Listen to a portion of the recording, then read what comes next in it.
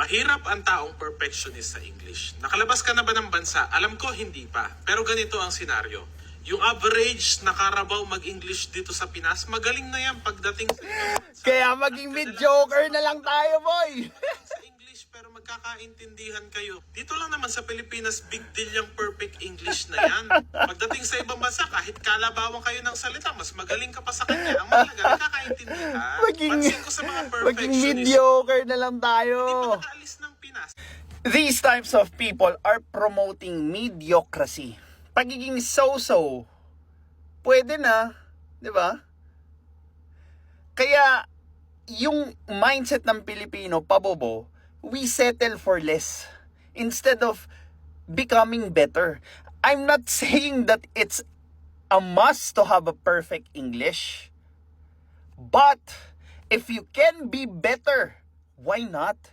Kayo lang naman yung allergic sa pagiging better. Kaya tignan nyo, ang pinopromote nyo, yung pangkababawan lang. 'Di ba? Instead na you promote to amass knowledge in different kinds of area, pinapabobo nyo yung mga Pilipino by saying na walang kwenta yung ibang knowledge. 'Di ba? Pero ang gusto nyo lang talaga mangyari, humabol sila doon sa kabobohan nyo, kamangmangan nyo, 'di ba? Doon sa narating nyo kasi nga mababa lang yung narating mo, 'di ba? High school graduate. Gusto mong manatili yung mga Pilipino sa ganyan para may kasama ka. May kasama ka sa kamangmangan para hindi ka feeling isolated sa kamangmangan mo. Ganito 'yan. May isang Ferrari 458 Italia na sasakyan at isang tricycle. 'Di ba? Ano ang top speed ng tricycle? What? 50, 60, 70 kilometers per hour? 'Di ba? Anong top speed ng 458 Italia? See? Ngayon, yung Ferrari Italia ba, kung let's say gusto niyang sumabay doon sa tricycle, kaya niya bang magmabagal? Of course, kaya niya. 'Di ba?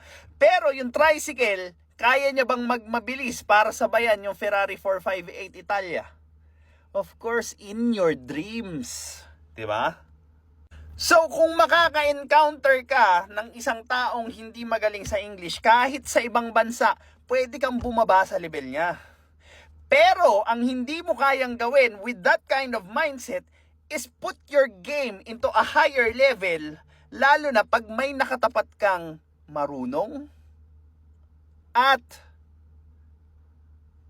kayang makipagsabayan doon sa high-level conversation na dinidisregard nyong mga bungol kayo.